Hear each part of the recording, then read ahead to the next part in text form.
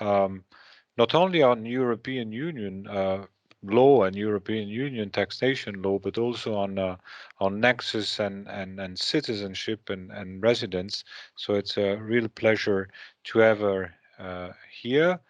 Ruth, the floor is yours.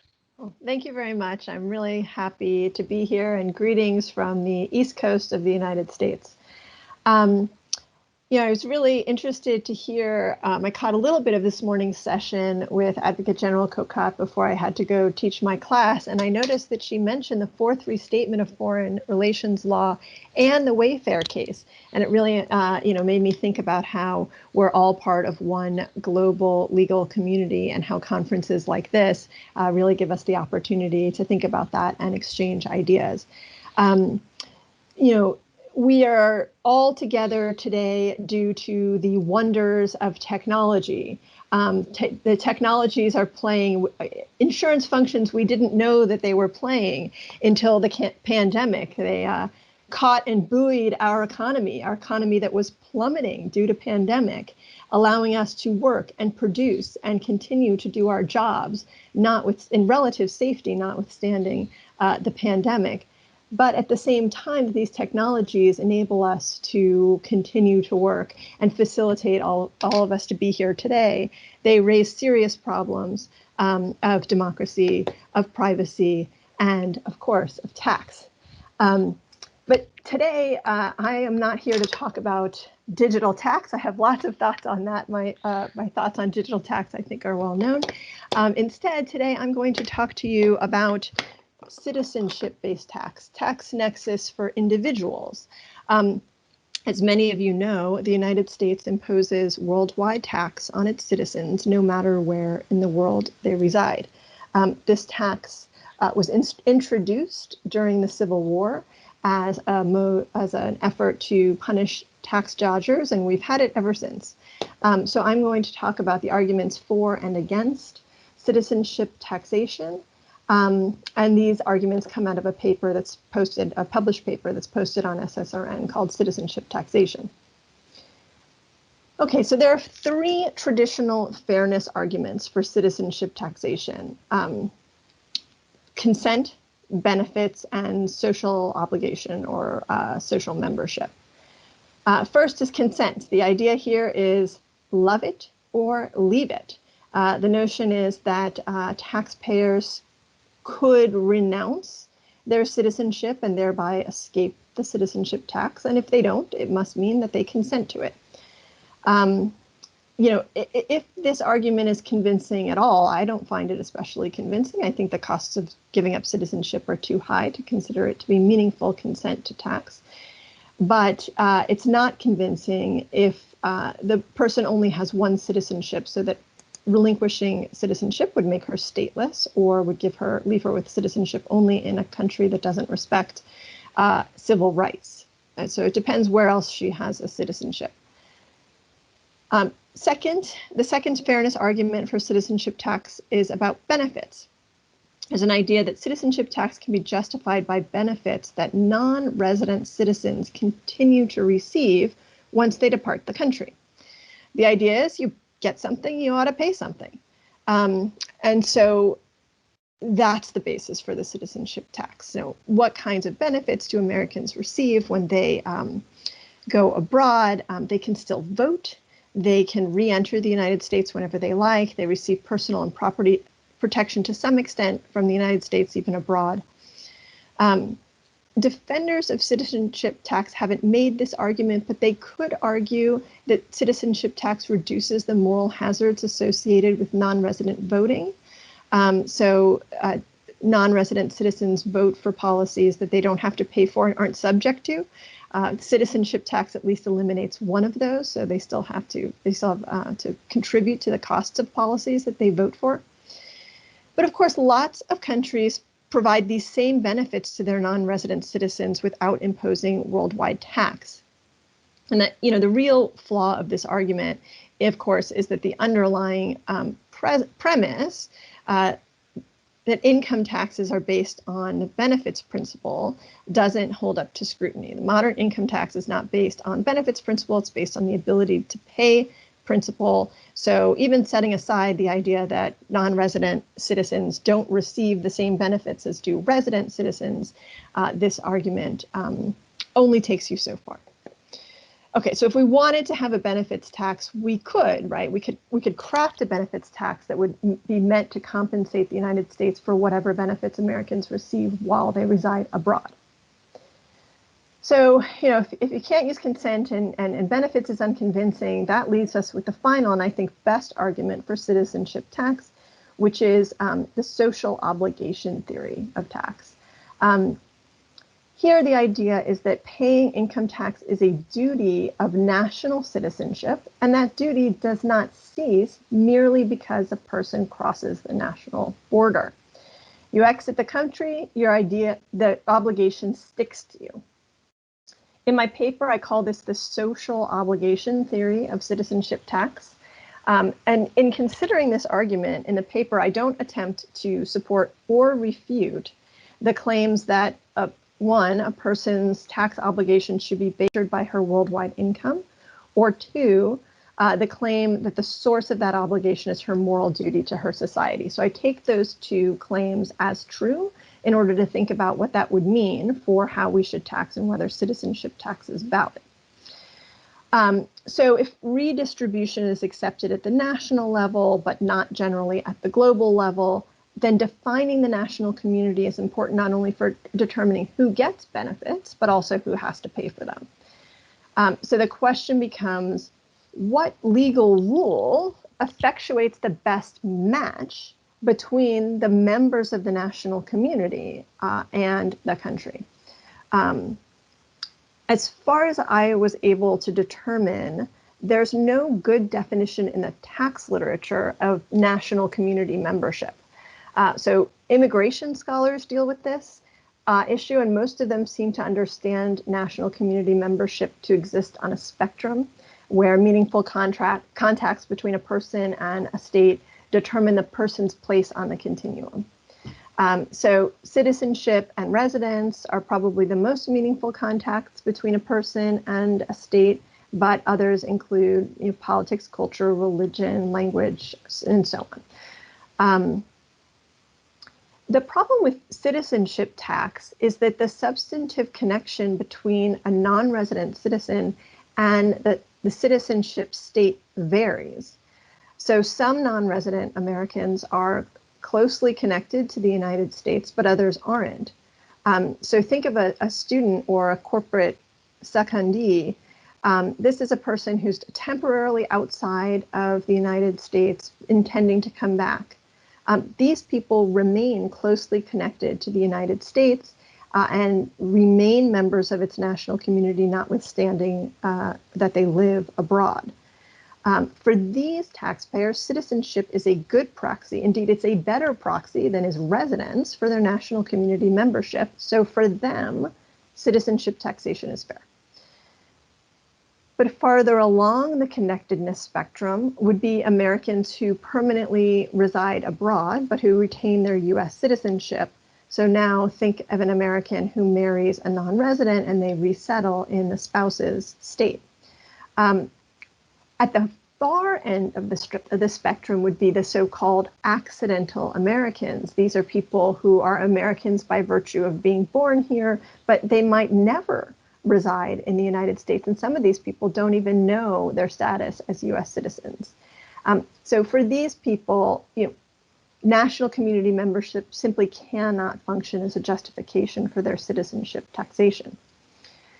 Or at least on the basis of national community membership.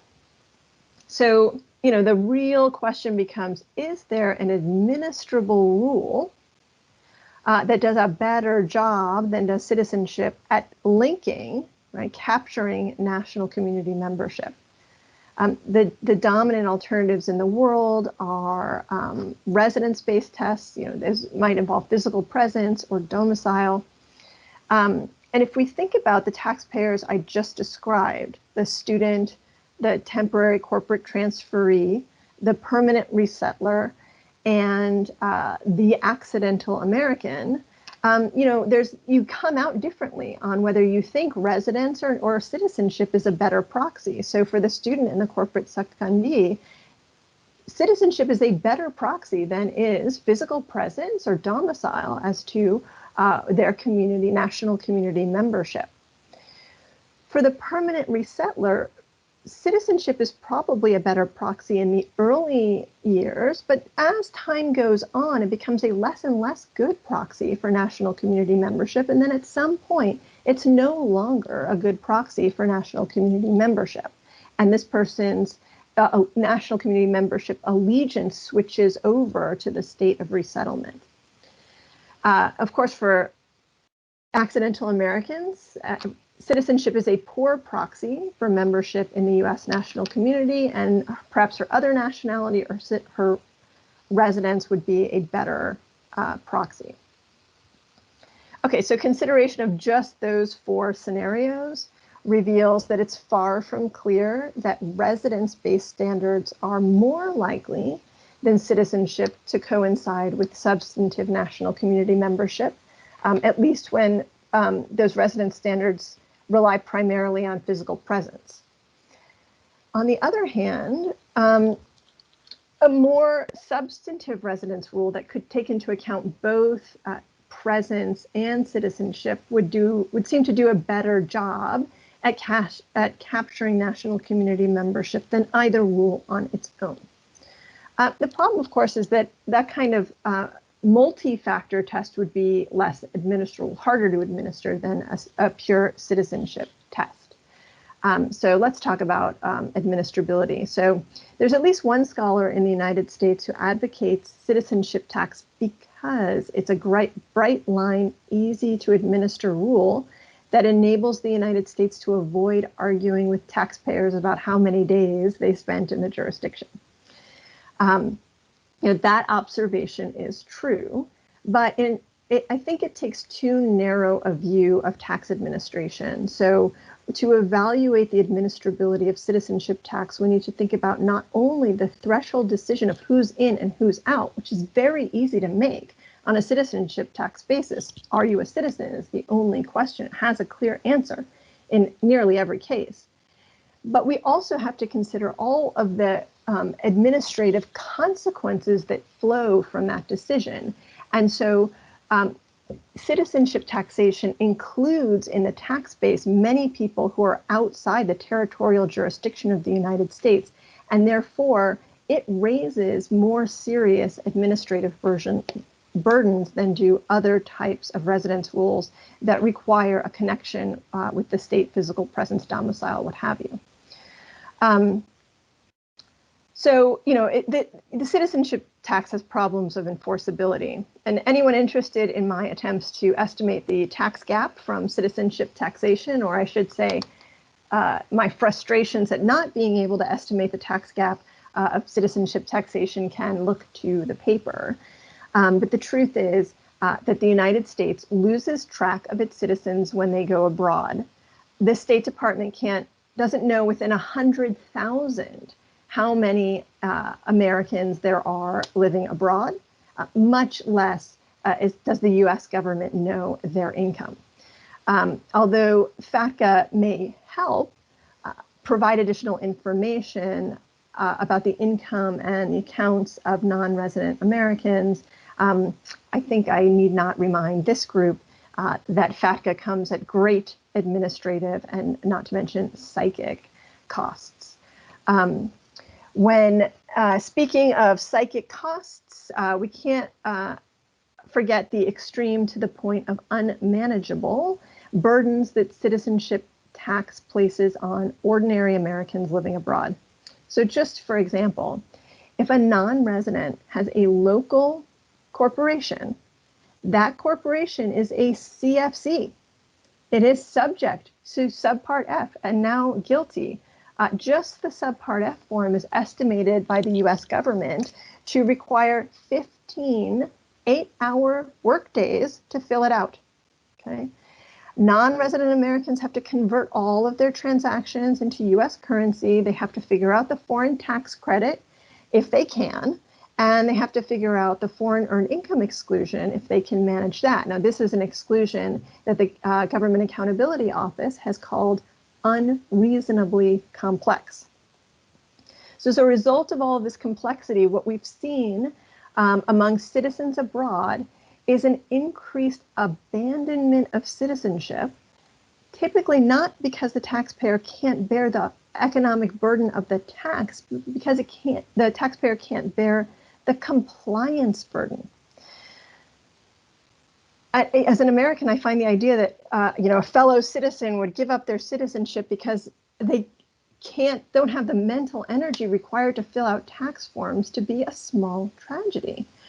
The other specter that citizenship raises is the possibility of widespread noncompliance, with the IRS just having no real ability to pursue the noncompliant, and that raises risks for taxpayer morale. So as a result of all this complexity, what we've been, so last, I would just mention efficiency. So proponents of citizenship tax often argue that citizenship tax is good for efficiency because it prevents tax-motivated exits, right? If you can't get out of the grasp of the United States by leaving the country, why leave? You'd have to do something more costly, give up your citizenship if you want to exit the tax grasp of the United States. And that's true. So citizenship is extremely sticky. People will not give it up. We do see expatriation, but and we've seen a skyrocketing expatriation rates after FATCA, but it's still a very small n at 2,000-3,000 a year of up to 8 million Americans residing abroad. So it's a very small portion of the population that would be willing to give up their U.S. citizenship. But I think this efficiency analysis doesn't take into account an important consideration. So while it's true that people don't give up their citizenship outbound, citizenship tax may affect people's decisions to naturalize. So decisions of inbound immigrants to the United States could be affected by citizenship tax, with the wealthy and high-skilled refusing to naturalize because, or maybe deciding to go to Canada instead of the United States because they don't want to subject themselves and their descendants to forever taxation by the U.S. government. Okay. So, one last observation is about revenue. We can't fully evaluate the impact of any tax without knowing how much revenue it raises. And the IRS does not release the data needed to know how much revenue is raised on non-resident Americans. However, the National Taxpayer Advocate has estimated that over 80% of non-resident Americans have zero residual tax liability. This is because of their foreign tax credits and because of the foreign earned income exclusion. So these are people whom we're requiring to fill out complicated tax forms, FATCA forms, FBARs for their same country accounts. These are people who, in Nina Olson, the former National Taxpayer Advocate's terms, were shunting into in her terms, Kafkaesque international tax system, and we're not getting revenue from them, or maybe not a lot. And the reason we don't get a lot of revenue from them is because Americans abroad live in fellow high tax countries. So in my view, all of these points add up to a strong argument that if we're worried about abusive migration or renunciation by founders of startups, we would be better served by a targeted anti-abuse rule than we are by the current citizenship tax regime that applies to 8 million ordinary Americans living abroad. And for those of you who reside in countries considering citizenship taxation, I would urge you to read my paper, which extensively catalogs the many unintended effects of citizenship taxation, which I have not gone into here. So, thank you. Thank you very much, Ruth. Very, very inspiring that can open up the discussion. I'd start with one point. You raised a series of very convincing arguments against income taxation based on citizenship. But are those arguments also valid against any form of taxation based on citizenship? In particular, I'm thinking of a kind of, let's say, lump sum or very slightly progressive tax on citizens abroad, aimed at compensating the fact that they still enjoy some kind of benefits. Not as much as residents, but still enjoy some kind of benefits from their citizenship. Yeah, so the last part of the paper deals with potential policy options, and that's one of them, right? So instead of having the fully fledged, file a full return, switch everything over to US dollars, instead just have a flat fee. And we do this for non-resident green card holders. They have to pay a fee annually. And so non-resident Americans could pay that fee. They could also continue to pay tax, as do non-resident non-citizens, right, on US source income. And they could do that by withholding. So I'm not suggesting that the US should not tax US citizens residing abroad, but just not in the current form. Thank you. Those who want to intervene, please raise your virtual hands. If I can see. Oh, well. Irma. Irma. I have a question for Ana Paula, and the part of Stefan we will discuss it with the roundtable. But for Ana Paula, one of the things that is kind of worry, you can get worried about when you are talking about data protection and privacy, is who has this right to data protection and privacy. And when you are looking at, for instance, at businesses, or if you are looking also only individuals, how you do that. So when you are saying this taxes should be as a regulatory framework of a regulatory rule, how do you refer to that? Ana Paula? Yes, hello, thank you, Irma. Yes, I would include also companies in the privacy rights. It's informational privacy. It's although the point of departure is the human being, as privacy is a basic necessity for a human being, it is clear that it is not only an individual necessity, it can be a group necessity. And when we have levels of intimacy, so privacy can be also described by several concentric circles of intimacy that vary according to our groups and social relations. This means that companies as groups of individuals, they also have concerns and related to privacy and the right to privacy, which has to be distinguished. I still didn't go into that point, but it has to be distinguished from secrecy, as I said. So it's two different aspects. One thing, for example, is the current standard on exchange of information that is related to the necessity of transparency, but this necessity of transparency is then related to not to privacy, but to hiding information that should not be hidden.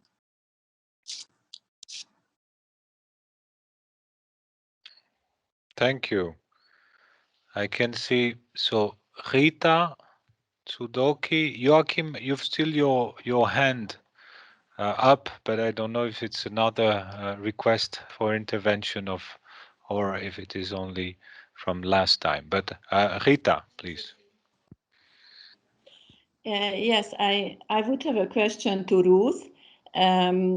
It's not strictly about citizenship taxation, well, actually it's connected to it. I'm fully convinced by your arguments that citizenship taxation doesn't seem to make sense.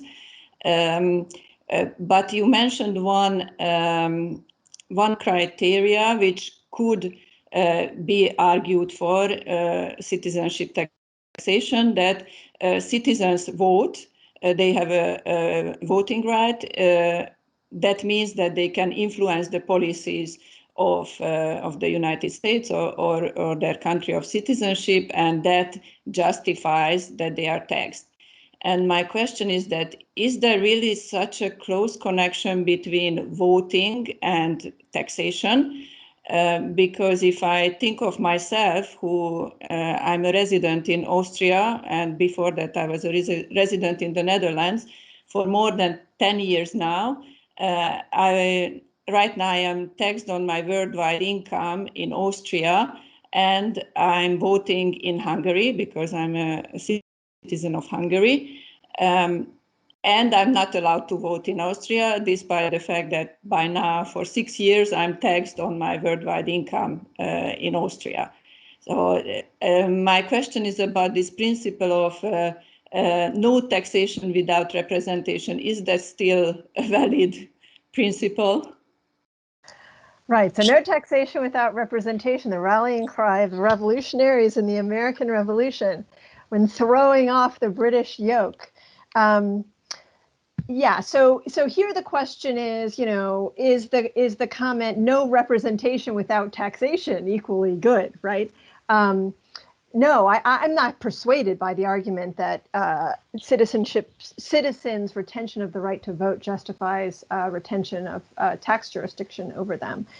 There's not, you know, notwithstanding, right, the revolutionary rallying cry, we don't, you know, tax and voting are important. So whenever we talk in the United States about immigration amnesties, one of the things that's always raised is that undocumented workers in the United States pay tax, and that's one factor among many that's said to argue in favor of their ability to naturalize and become citizens.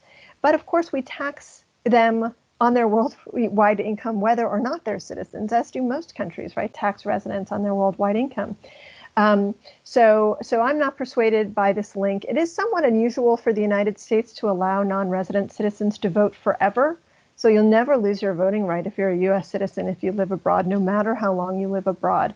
But you know, taxing and voting could not have been part of the original voting couldn't have been part of the original justification for the U.S. citizenship tax, because we've had that since the inception of the income tax, but we only got universal overseas voting much more recently than that. So that's kind of a backwards justification made by others for citizenship tax that I don't come into. Okay, thank you. Now Wilfried Meido, and then Amparo Grau, and then Cecile Brocklind.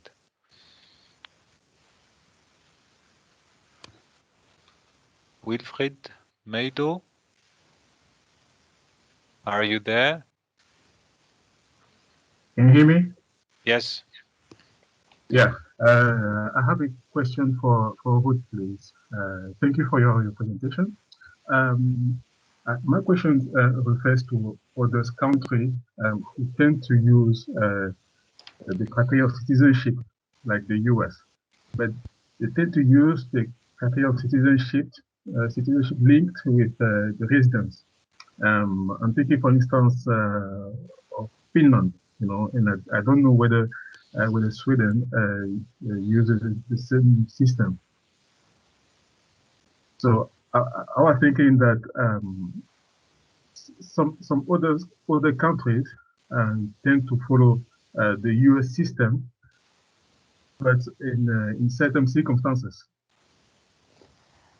So I'm not sure I got all of that, but I think, you know, my view would be citizenship in conjunction with other factors is better than citizenship alone. So if Finland uses citizenship plus residence, that's going to do a better job on what I think is the most convincing, most persuasive reason to tax citizens, which is that they're members of the national community, right? But this combination of citizenship by birth, right?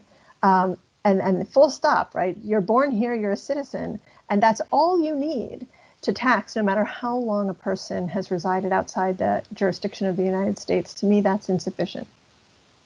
Thank you. Amparo.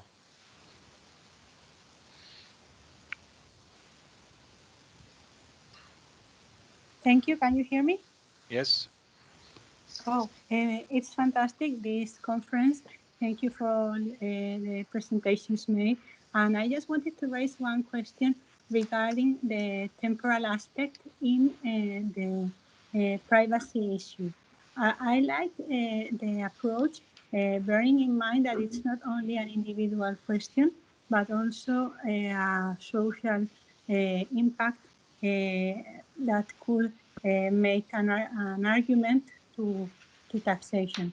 But here, as we are used to applications online that keep updating continuously, and maybe you read for the very first time what's the nature of the utility you're getting and which is the level of privacy you are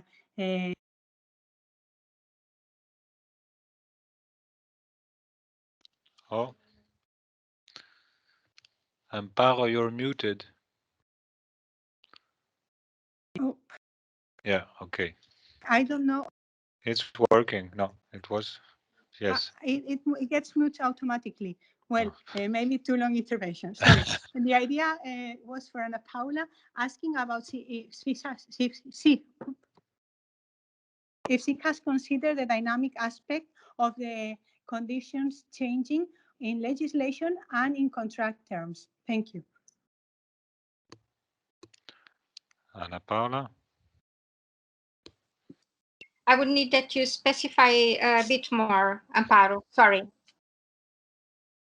Yes, the idea is that I like very much your arguments on privacy, but are you considering only a static view, or are you adding also a dynamic perspective in the sense that regulations affecting privacy might change, and also when consumers or users accept conditions, those conditions may vary along the time because of the updates of the apps or the social networks or those things. Because I think that also gives the impression of losing power from the individual perspective. Right. So let me say that I'm considering a prospective analysis. I'm not sure whether it's a dynamic analysis, because of course we are facing a permanent evolution of the digital. But in principle, as artificial intelligence grows and is developed, privacy will not be more protected automatically, right? Unless there is a state intervention. But my point of departure is that we as users, we overvalue the benefits. For sure, we have benefits, as we are having now in our having the opportunity to meet this way, but we undervalue what can be in the future some disadvantages. So I think this is a prospective analysis, but of course we would need, in face of any other evolution, to update any of these regulatory aspects. Yeah, because data don't die. Thank you. Thank you. Cécile? Yes, thank you very much. Very puzzled to listen to so many interesting debates and new ideas. And I was just like Rita a couple of minutes ago, puzzled by the potential of citizenship as a trigger for taxation. In the European Union, Ruth, we are, most of us, multinational. So that would mean each citizenship we have to pay tax all over in each and every country. So if we were to adopt this kind of nexus rule for taxation, how would you make it possible to have a dialogue between all the states? Because if I understand correctly, your idea is to say, well, it works very well for the US to have a connection to American taxes through citizenship, and when we're born in the US, you're American forever. But here in Europe, we're French, not only by being born on the soil, but also because we have French parents and all these marriages we're going into now, or our kids are going into, with double, triple, four. You look at Eduardo and his family, multiple nationalities. So for me, it's like it's nightmarish to have a citizenship as a trigger of taxation. But maybe I really have to read your paper. But I would like to have your reaction, Ruth. I don't know whether to ask you as a person with a French parent or as an American. So my view is that citizenship alone is not a good proxy, is not the rule that we should use. Of course, we do use that, and our typical attitude is what's good for the United States is at least good for the United States, if not good for the rest of the world. But once you add, as I would advocate, additional factors, then you start being able to mediate between conflicting claims of residence. But I begin the paper with the consideration of Eduardo Saverin, who's a Brazilian national who moved to the United States. He's a founder of Facebook, and then he famously renounced his citizenship and moved to Singapore. Right. But what if he had moved to Singapore without renouncing his U.S. citizenship and while still retaining his Brazilian nationality? Right. So now what happens? He's a Brazilian. He's an American, and maybe also he's a national of Singapore. And so one of the arguments I make in the paper is that it's sort of a prima facie evidence that your tax rule is too broad if it can't be applied without absurdity by all the countries, right? If every country applies its rule, and its rule is just, if you're a citizen, I tax you, and it leads inevitably to double taxation or multiple taxation, then that's kind of, suggestive that your rule is too broad. So then the question would be, well, what's the tiebreaker? Right. Which is the reason why we have these conferences and try to put some effort to identify the nexus criteria. Absolutely, the genuine link. Yes. Thank you, genuine. Ruth. Thank you. And the answer for the European situation, Cecilia, is quite straightforward. One single European citizenship, one single European tax. And politically, it will be something else, but somewhat more difficult to establish. But logically, it is quite straightforward. We're looking forward for you to convince us of that tomorrow morning. Yeah, exactly. That was a teaser for tomorrow morning, especially for Ruth. Would be tomorrow morning in the middle of the American night. She feels like waking up and dreaming about I don't know. Thank you very much for participating to that session. So now we're closing this session. We'll make let's say a 12-minute break until 17:45, and then we resume for the debate on Pillar 1 and Pillar 2. We're almost on schedule. Thank you very much, and see you later.